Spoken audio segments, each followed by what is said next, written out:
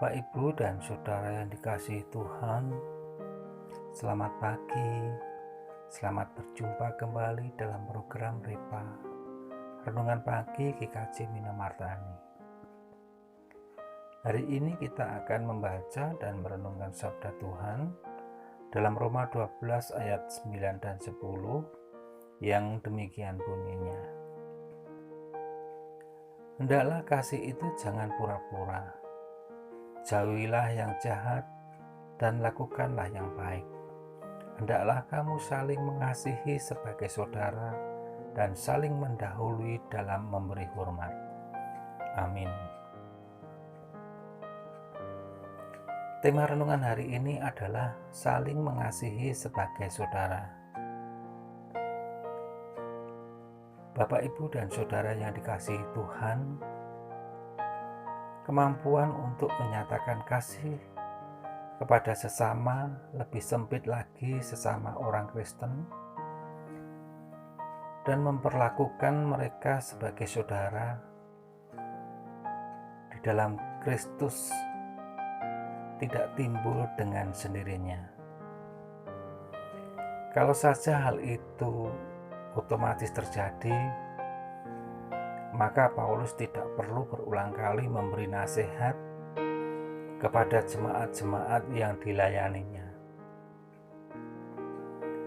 Kemampuan untuk mengasihi perlu diusahakan dan perlu dilatih.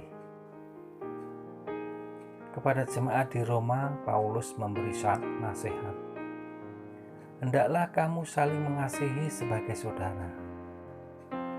Nasihat ini menunjukkan akan kasih yang harus ada di antara saudara-saudara laki-laki dan perempuan di dalam sebuah keluarga.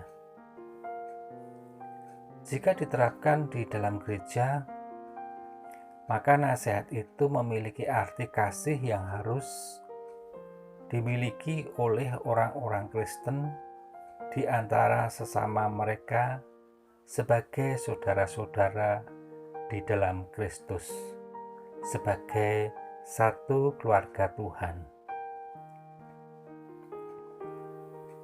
Saudara, mempraktekkan sabda ini dalam hidup sehari-hari sering kali mengalami kendala. Ada beberapa hal yang mungkin dapat menghambat orang untuk menyatakan kasih kepada saudara seiman sebagai satu keluarga Tuhan. Salah satunya adalah pengalaman terluka hati oleh orang lain. Pengalaman itu lalu membuat dirinya menjaga jarak dengan orang lain untuk menghindari kemungkinan sakit hati lagi. Ia menutup diri untuk berhubungan dengan orang lain. Atau kemungkinan yang sedikit lebih baik, ia hanya memilih berhubungan dengan orang-orang yang dapat menyenangkan dirinya. Apakah pilihan sikap menutup diri seperti itu dapat dimaklumi? Mungkin kita akan berkata bahwa sikap itu dapat dimaklumi, apalagi sifatnya hanya sementara. Tetapi jika keputusan itu menjadi keputusan yang tetap, maka hal itu telah menjadi gangguan pada perkembangan diri.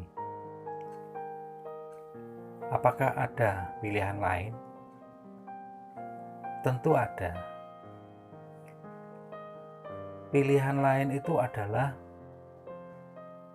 kita tidak membiarkan pengalaman buruk merampas peluang-peluang untuk mengasihi.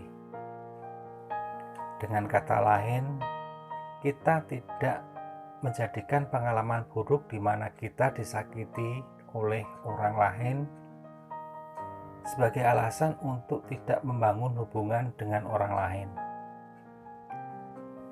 Sebaliknya, menjadikan pengalaman buruk yang ada sebagai pengalaman yang memperbaharui dan mendewasakan kita.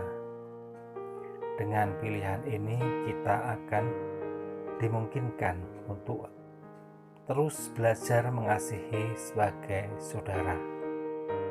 Selamat mencoba dan rasakan bedanya.